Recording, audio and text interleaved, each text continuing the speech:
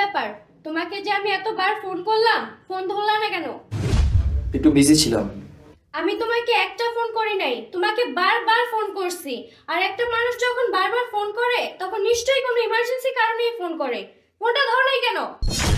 তিশা, আমি একটু বাইরে থেকে আসছি তো, ফ্রেশ হই তারপরে কথা বলি। প্রবলেম কি তোমার? তোমার সমস্যাটা কি? তুমি যে আমাকে ব্যস্ততা দেখাও, তুমি কি একাই অফিস করো আর মানুষ কি অফিস করে না? পারবেশ, তুমি আমার সাথে এত ব্যস্ততা দেখাও না। আমি তোমাকে একবার না 7টা বার কল দিছি, তুমি কেন আমার ফোন ধরো নাই ওইটার উত্তর দাও। আর তোমার কি মনে হয় আমি কি তোমার সাথে মজা করি? কেন আমার ফোন ধরো নাই? তিশা, আজকে অফিসে বসের সাথে আমার একটু ঝগড়া হয়েছে, আমি তোমার সাথে পরে কথা বলি। পরে মানে?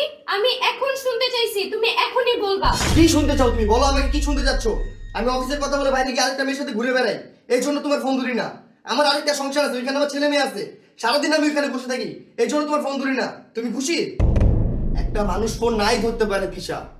তুমি একটা মানুষ হিসেবে, ফ্যামিলি মেম্বার হিসেবে ফ্যামিলিকে অফার করার মতো কি আছে তোমার কাছে? বলো কি আছে? আমার সাথে খাও, আমার সাথে ঘুমাও, আর কি করো তুমি? কখনো আমার ফাইন্যান্সিয়াল প্রবলেমগুলো জানার চেষ্টা করছো? আমার মেন্টাল প্রবলেমগুলো সলভ করার চেষ্টা করছো? কখনো আমার বসে জানি শুনছো? বিয়ের পরে তুমি আমাকে বলছো তুমি আলাদা একটা সংসার চাও, জাস্ট আমার সাথে থাকতে চাও, চাও না এখানে কেউ থাকুক। সারা জীবন আমি মা বাবার সাথে থাকছি, তাদেরকে আমি পাঠিয়ে দিচ্ছি আরেক জায়গায়। দুটা ফ্যামিলি মেনটেন করতেছি না? দুটা ফ্যামিলিতে আলাদা আলাদা বাসা করতে হয়। কখনো ভাবো এই শহরে দুটা ফ্যামিলি মেনটেন করা কত কঠিন? একটা মানুষ যখন সারাদিন কুকুরের মতো পরিশ্রম করে বাসায় আসে, তখন তার সাথে তো ভালো কথা বলতে পারো, একটু হাসি মুখে ব্যবহার করতে পারো, অ্যাটলিস্ট এক গ্লাস পানি তো দিতে পারো। নাকি তোমার ফোন কেন থাকে সেটার কথা আমাকে আগে দিতে হবে? আমি তোমার ফোন ইচ্ছা করে ধরে নেই কা, বিকজ আমি জানতাম তোমার সাথে আমি বাজে আচরণটা করবো, কারণ আমার মানসিকতা ঠিক নেই কা। অফিসে বসের সাথে আমার ঝগড়া হয়েছে, এই জন্য আমি তোমার ফোন ধরি নেই কা, কিন্তু তুমি আমাকে দিয়ে সেই কাজটাই করো না। Tisha, I am sorry. আমি তো সারাদিন পর কাম শেষ করে বাসায় আসি, একটু বোঝার চেষ্টা করো।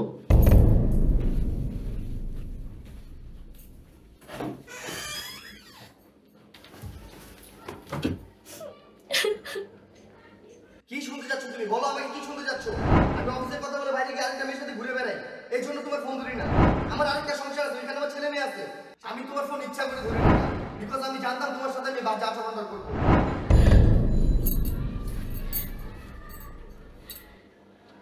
হ্যালো বাবা।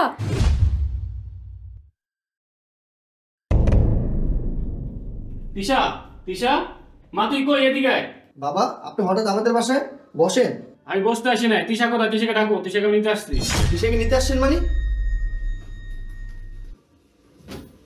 তিশা, ব্যাগ কিসের? বাবা এগুলো কি বলতেছে?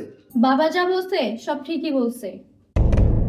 তুমি আমার সাথে মিথ্যা বলছো, আর একজন মিথ্যাবাদীর সাথে আমি সংসার করব না। তুমি আমার কল ধরো নাই। বাবা, স্বামী স্ত্রীর মধ্যে ছোটখাটো ঝগড়া হয়, ওর সাথে আমার ছোট্ট একটা ঝগড়া হয়েছে। ও তো ছোট মানুষ, ও বুঝতেছে না। আপনি তো মুরব্বী, আপনি তো বুঝেন। তুমি চুপ থাকো, তোমার কোনো কথা আমি শুনবো না। তিশা ভালোবেসে তোমাকে বিয়ে করছে, এই বিয়েতে আমরা কেউ রাজি ছিলাম না। বিয়ে করছো ভালো কথা, সংসার চালাতে পারবে না তো বিয়ে করছো কেন? তুমি কি মনে করছো আমার মেয়ে তোমাকে বিয়ে করছো তো আমার মেয়ে অসল হয়ে গেছে? তুমি আমার ফুলের মতো মেয়েটাকে কষ্ট দিচ্ছ, আমি তোমার কখনোই ক্ষমা করবো না।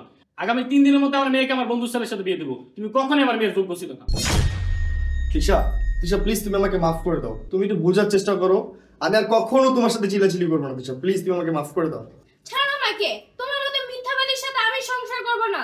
সময় মতো তুমি তোমার ডিভোর্স লেটার পেয়ে যাবা। বাবা চলো। বাবা, বাবা প্লিজ একটু বোঝার চেষ্টা করেন। তিশা, তিশা।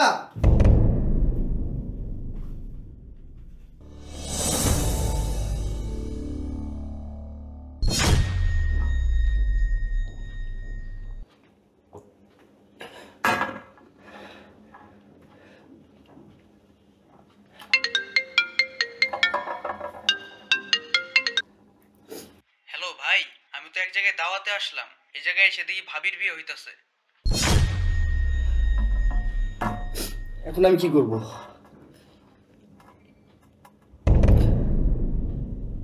এটা ছাড়া তো আর আমার কাছে কোনো উপায় নাই।